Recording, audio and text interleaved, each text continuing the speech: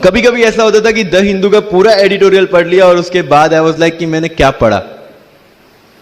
ये होगा, सबके साथ होगा। बट उस जगह अगर आप टिक गए, उस जगह अगर आपने पेशेंस रखा, उस जगह आपने अगर सरवाइव कर दिया, तो इस एग्जाम में भी सरवाइव कर जाओगे। क्योंकि यूपीएससी की जो रेस है उसमें कभी भी कछुआ, कभी भी खरगोश नहीं जीतेगा। इसमें जीतने वाला ऑलवेज कछुआ ही होगा, जो स्लो बट स्टेडी रहेगा।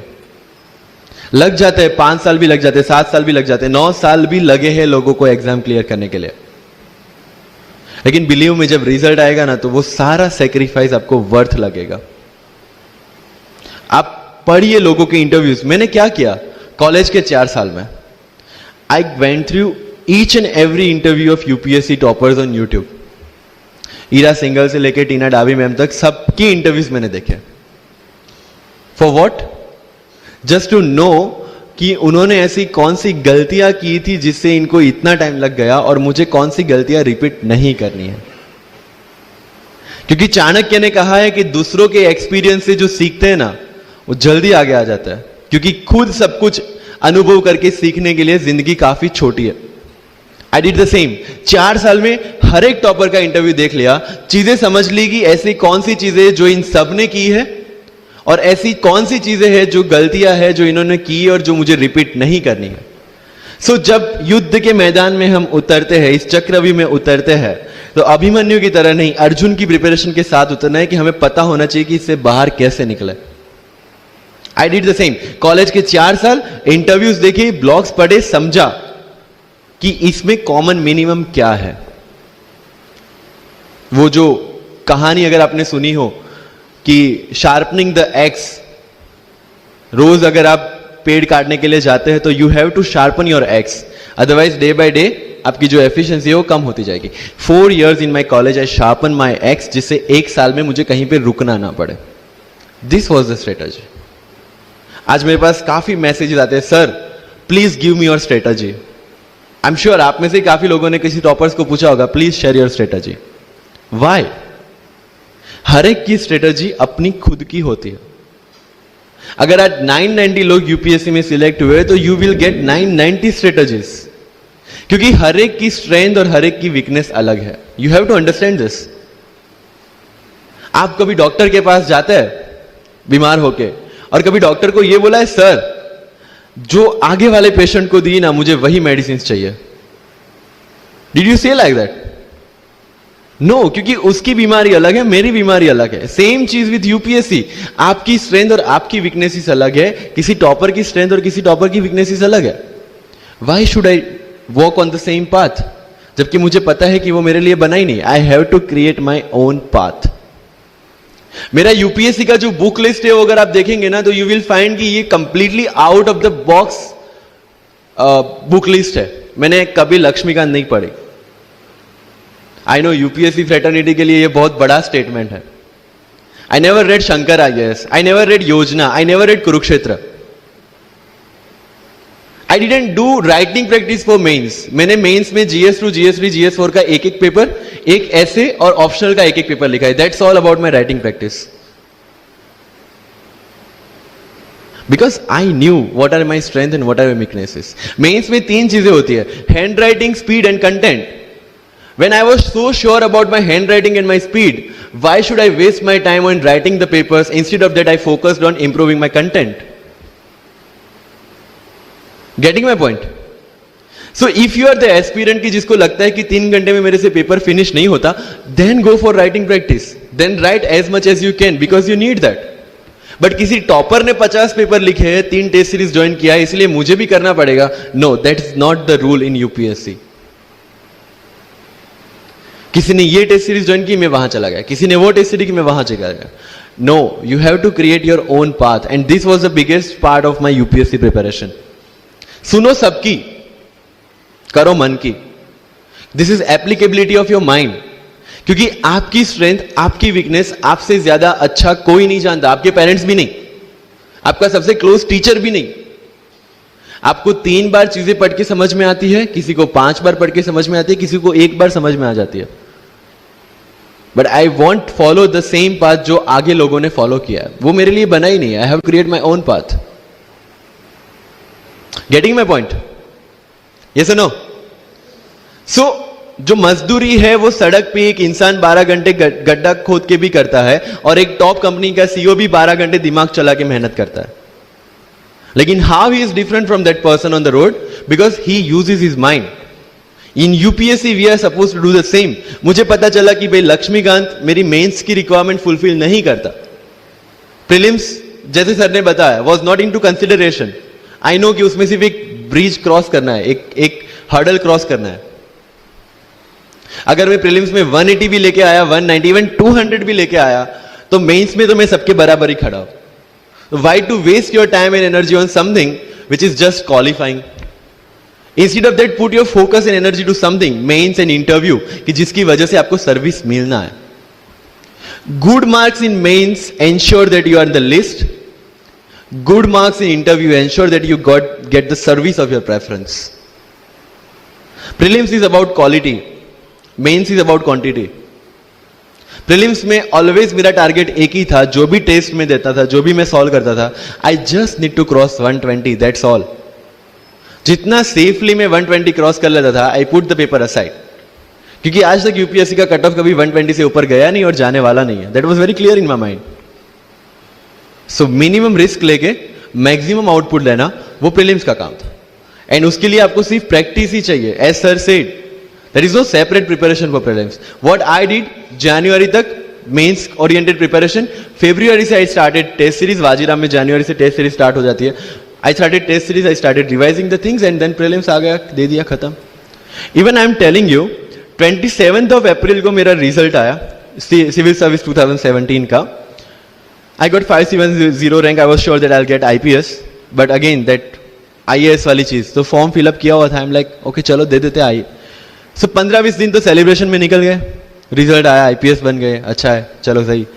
बाकी बचे थे मेरे पास 1 वीक 1.5 वीक, जिसमें से मेरे पास पढ़ना, तो पढ़ूं क्या?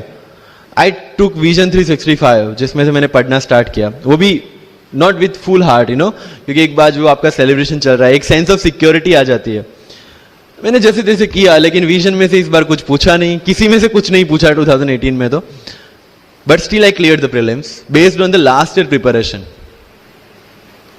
मेरे साथ जिन्होंने 2018 की प्रिपरेशन की थी, जो 12 साल से 18 के लिए जो लड़ रहे थे, they couldn't clear the exam. Why?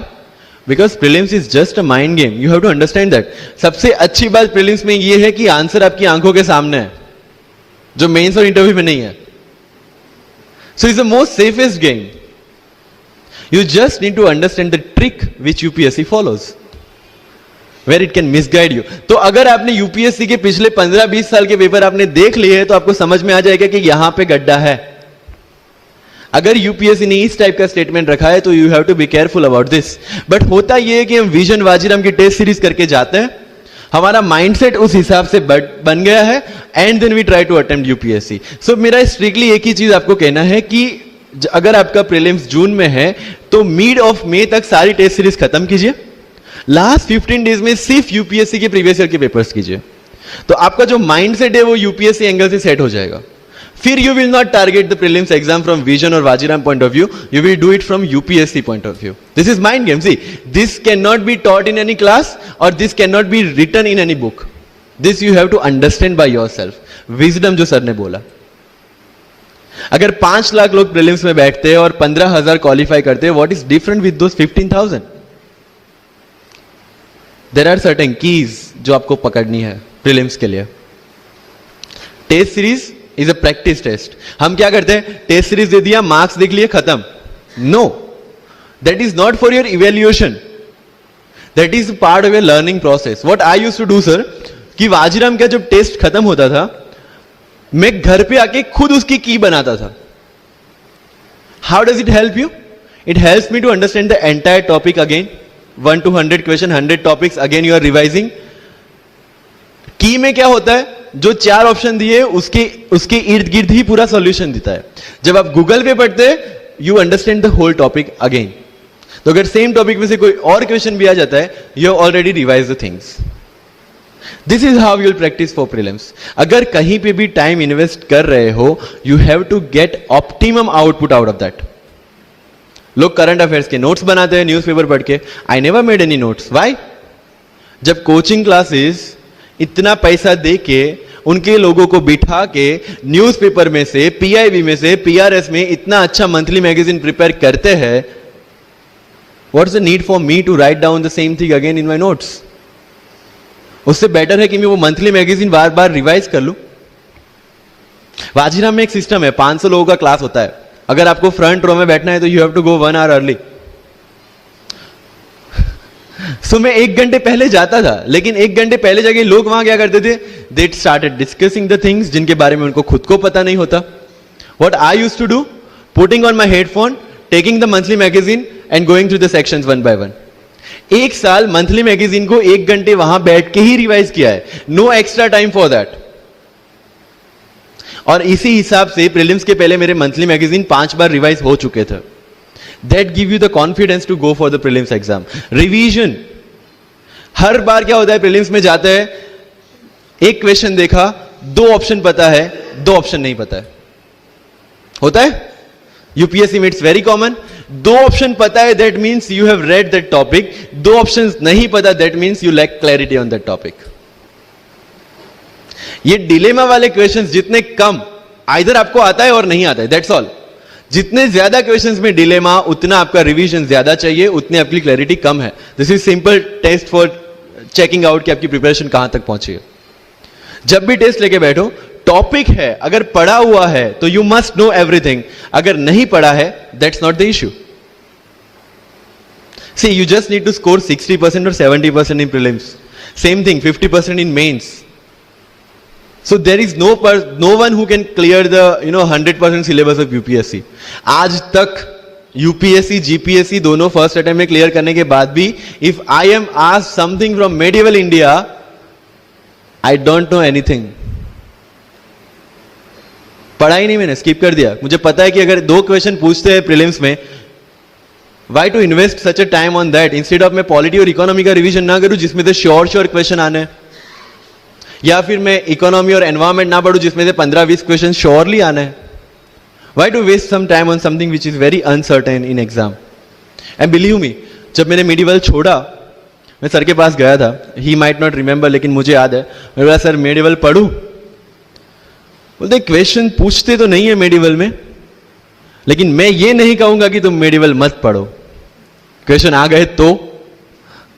And I understood, sir समझदार को इशारा काफी है. I left the portion and 2017 के प्रीलिम्स में एक भी क्वेश्चन मेडिवल से नहीं है.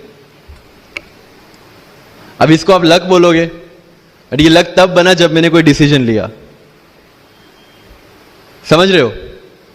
राइट? तो सी, यूपीएससी मैंने पहले भी अपने इंटरव्यूज में कहा और आज फिर से करा, it's just a mind game. It's just a mind game. चीजों को समझना है. मेंस में अगर मैंने आंसर राइटिंग नहीं किया तो I should not gate demotivated, because मुझे पता है कि मुझे उसकी जरूरत नहीं है. आपकी जरूरतें आपको पता होनी चाहिए कि आपको किस चीज में. I was very sure in my mind कि